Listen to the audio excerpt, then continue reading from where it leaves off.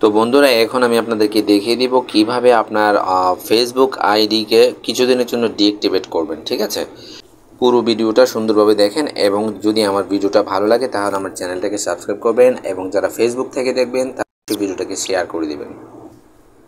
তো বন্ধুরা, প্রথমেই চলে যেতে হবে ফেসবুকে আসার পর এখানে থ্রি ডট মেনুতে ক্লিক করে দিবেন।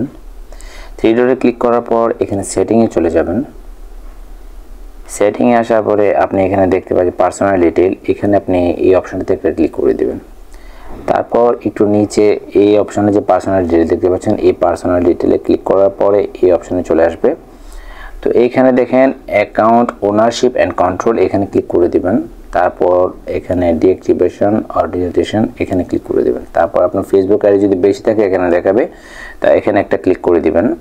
তো এই জায়গাটাতে আপনাকে একটু বুঝতে হবে, এখানে আপনার নিচেরটা হচ্ছে পার্মানেন্টলি ডিলিট, ঠিক আছে, আর উপরেরটা হচ্ছে কিছুদিনের জন্য যদি আপনি ডিঅ্যাক্টিভেশন করে রাখেন তার উপরেটা দিতে হবে। তারপর কন্টিনিউতে দিবেন।